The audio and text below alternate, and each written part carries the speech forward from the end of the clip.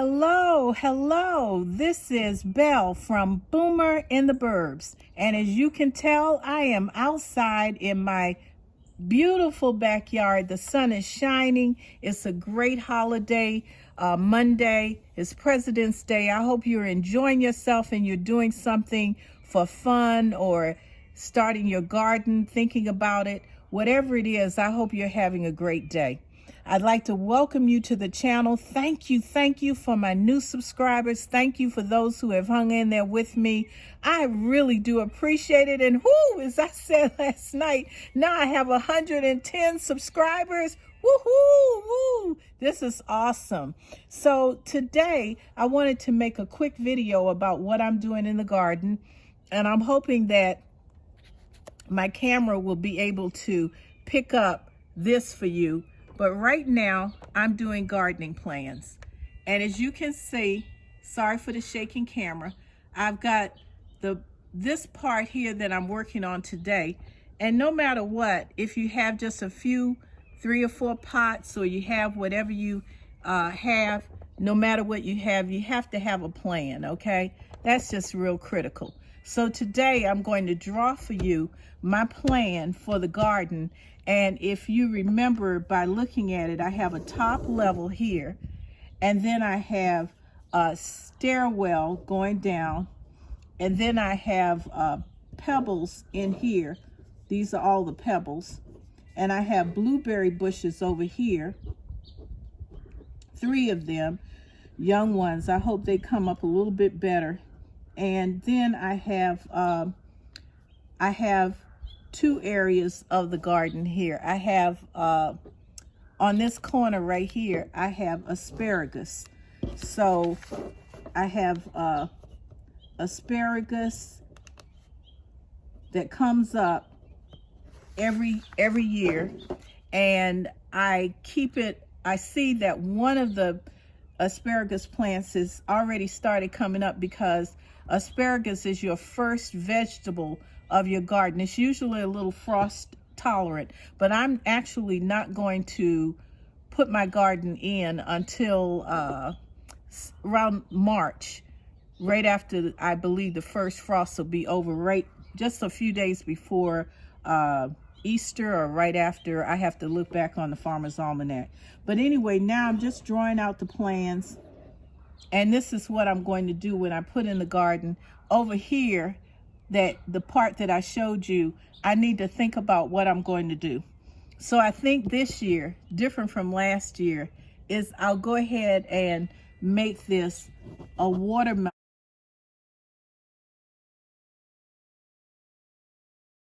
patch. Now, watermelon, you can put a watermelon plant in a huge tub and drill holes in the tub, and you can actually put watermelon in there, no problem. But mine, I think, will go on the top part of the garden, and that way I'll have plenty of room for the watermelon to spread out, because watermelon just climbs all over the place. And last year I had it somewhere, and year before last I had it somewhere, and it just needs room to grow. So even if I have to come out here and throw some grow lights on it, I'm letting that watermelon grow, even though it's going to be partial shade, if you can see that. I'm just going to let it grow on the top and hope for the best, because this will be an experiment. Okay, so that's what I'm planning for the watermelon. And then right here on this side, on the corner with a lot of shade, I'm going to hope my sunflowers come up to attract the pollinators. Bees love sunflowers, so I hope they come up. And then I'm going to put a bucket here and a bucket here in the rock area, and I'm going to put bell peppers in this one, bell peppers. And then I'm going to put jalapeno peppers here, because they do very well in the climate here. I think we're in zone 8, I believe. But then I have this big patch and this big patch. And though I've had zucchini here before, I think I'm going to take a gamble and put 2 zucchini plants Now let me tell you something about zucchini. Zucchini grows huge, okay? Zucchini, I'm going to put 2 plants right here, one here and one here. And even though zucchini needs to be pollinated, I know a method that I learned online for pollinating zucchini. You have a male plant and a female plant, and you can just get a Q-tip and take the pollen off of the male zucchini plant and put it on the female, and you'll be able to see easily which is which. But over here, this is going to be my potato patch. Okay, this is the biggest area right here, and I'm going to plant potatoes. And over in this corner here, I already have rosemary, so I'll put that there. And then lavender, I think I'll plant lavender.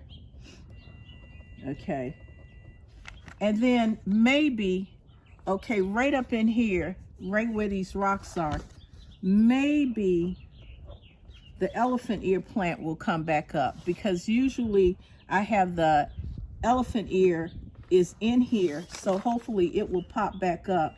And it likes a lot of sun, so I hope it will come back up. I will fertilize that area right there to show you. So I have the blueberries here, the watermelon here, the sunflowers here.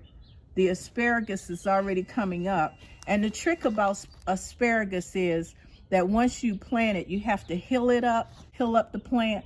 And once you plant it, you let the first asparagus just go to seed. And then after that, and I'll try to drop some pictures in as I'm talking. And after that, it should be fine. It will keep coming up for years if you treat the ground right. And then 2 zucchini plants, and zucchini plants grow huge. I'm going to drop some pictures. I'm going to drop some pictures in. And then the potatoes here again. Now I know I should change it around, but I am going to work on amending the soil. And I think one of you subscribers asked me what you need to do, and I'm going to give you a suggestion for growing your food, a great book. 1 minute.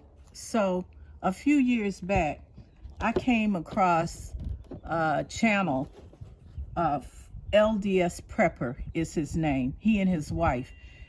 His wife is a master gardener, and basically what she was talking about was she had all the theories and everything, but he used this book to help him. It's the Mittleider gardening course, and it's a step-by-step guide for the home gardener. I am in love with everything he says. It's practical. It's step-by-step on what you do and how your grow boxes should look. He gives a lot of detail on what to do, and their results are incredible.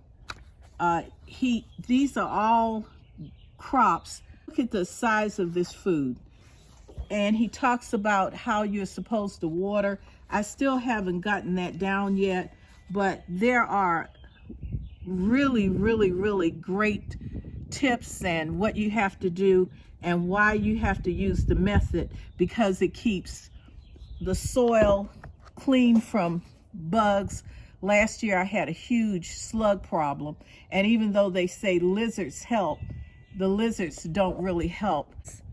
This is important to me because this is the source of how I'm going to get my food, and all of this, you know, not all of it, but the food I like to grow, and the potatoes are especially important to me. So, as you can see, I'm getting ready to replant some things and getting ready to take some out, my last little bits of my seeds, and I have decided to give them a lot of the grow light, so I have that going. But anyway, this video today was about making your plans, okay? Putting in how you're going to let your things grow and studying what's best for your plant. My dream is that this watermelon patch will really produce. The potatoes, well, just all of it will really produce. And then to show you how from a tiny seed you can grow some beautiful food. And out in the other area of the garden, if you can see that, hopefully I'll put the camera up so you can see it. Let's see, without bothering anything. You can see we're ready to get started. I'm going to put my herbs over there. I'm going to put some other veggies there. I haven't really decided. I may let the okra plant also grow up right out of that small container that says tartar. And I just have a lot of ideas. Almost everything in here will be food. And I can't grow food in any bucket smaller than a 5-gallon bucket. So I have my cages all ready for my tomatoes, and I'll grow tomatoes in the front yard this year again. And we're just ready to go. Now, I want to ask you a question. What are you doing to prep your garden? I mean, how are you starting and what are you doing to get ready? If you could put in the comments what you're doing, you may be 100% better gardener than I am. I bet you are. But are you doing 1 pot? Are you doing 2 pots? Or are you just going to go for it? I'm going to take you over to my apple tree. So everyone dreams, right? And I'm going to see if I can't let my dream come true in getting a lot of this grass out of this area right here, and then taking my paper, not paper, but the yard cover and putting it down, and then having wood chips over here, and then make this into a real area with pea gravel and have a real fire pit here. This fire pit is okay, but it's really not the fire pit that I want. And of course, it's always safer when you live near woods that are totally creeping into your home, that you have a buffer. And I need those trees cut back again this year because they start filling out and start overhanging this area here. See how that big one has grown there? So I've cut down a lot of trees, and but even then you can still see how close I am to my neighbors. All right, I think that's all for today. Remember to think about gardening. Even though today is February the 19th, it's never too early to get out and prep and think about prepping and think about being in your garden, so that one day the trees that you plant will produce the food that you eat, and your garden will make you healthy. Have a great day. I love you, and that's why I'm here. Bye-bye.